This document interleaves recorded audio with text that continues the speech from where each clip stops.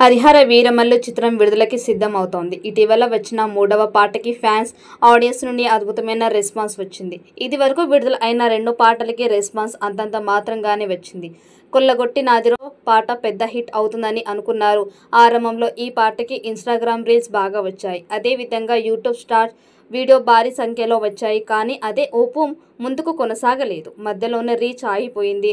దీంతో పవన్ కళ్యాణ్ అభిమానులు ఈ సినిమాపై అంచనాలు పెంచేలా ఒక కంటెంట్ కూడా రావడం లేదని సోషల్ మీడియా వేదికగా బాధపడ్డారు. అలాంటి సమయంలో నిన్న విడుదల అయిన అసుర సంహారం పాటకి ఫ్యాన్స్ నుండి మాత్రమే కాకుండా ఇతర హీరోల అభిమానుల నుండి కూడా మంచి రెస్పాన్స్ రావడంతో పవన్ ఫ్యాన్స్ కాస్త ఊపిరి పీల్చుకున్నారు. ఈ పాటకి తెలుగు, తమిళం, హిందీ ఇలా అన్ని భాషలకి కలిపి కేవలం 24 గంటల్లోనే 35 లక్షల వ్యూస్, 3,11,000 లైక్స్ వచ్చాయి. ఇన్‌స్టాగ్రామ్, ట్విట్టర్, ఫేస్‌బుక్ ఇలా అన్ని సోషల్ మీడియా మాధ్యమాలలో ఎక్కడ చూసినా ఈ పాటని వినిపిస్తోంది. క్లైమాక్స్లో వచ్చే యుద్ధ సమయంలో బ్యాక్‌గ్రౌండ్ మ్యూజిక్గా ఈ పాట వినిపించనుంది. నిన్న జరిగిన ప్రెస్ మీట్లో దర్శక నిర్మాతలు ఈ విషయాన్ని తెలియజేశారు. వచ్చే నెల 12న ఈ చిత్రం విడుదల కాబోతుంది.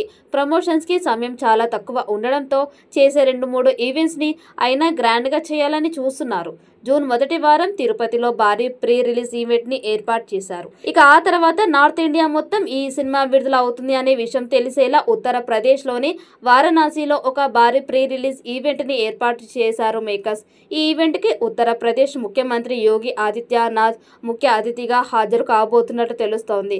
ఇక అభిమానులంతా ఎప్పుడెప్పుడా అని ఎదురు చూస్తున్న ఓవర్సీస్ అడ్వాన్స్ బుకింగ్ రేపటి నుండి మొదలు కాబోతున్నాయి.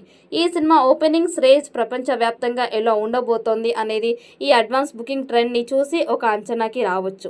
ఉప ముఖ్యమంత్రి అయ్యాక పవన్ కళ్యాణ్ నుండి వస్తున్న మొదటి చిత్రం కావడంతో అభిమానులు ప్రతి సెంటర్లో ఆల్ టైమ్ రికార్డ్ పెట్టాలని కసితో ఉన్నారు. త్వరలోనే ట్రైలర్ విడుదల చేసేందుకు సన్నాహాలు చేస్తున్నారు. హరిహర వీరమల్లు సినిమా యొక్క కాన్సెప్ట్, స్టోరీ డీటెయిల్స్ అభిమానుల్లో భారీ అంచనాలను క్రియేట్ చేస్తున్నాయి. ఈ సినిమా వీరమల్లు అనే వారియర్ యొక్క జీవిత కథని చూపిస్తోంది. ఈ సినిమా లోపల ధర్మయుద్ధం కోసం పోరాడుతూ ఒక లెగసీని సృష్టిస్తూ వీరమల్లు యొక్క ప్రమాణాన్ని చూపిస్తోంది. 16వ శతాబ్దంలోని మొఘల్ సామ్రాజ్యాన్ని కూడా సినిమాలో బ్యాక్ డ్రాప్ స్టోరీగా ప్రజెంట్ చేయనున్నారు. మొదట క్రిష్ దర్శకత్వంలో మొదలైన ఈ సినిమా చివరికి జ్యోతికృష్ణ దర్శకత్వంలో ఫినిష్ అయింది. ఈ మార్పు సినిమాకి ఎంతవరకు హెల్ప్ అవుతుందో చూడాలి. ఇక ఈ సినిమా 2 భాగాలుగా రూపొందుతున్న విషయం తెలిసిందే.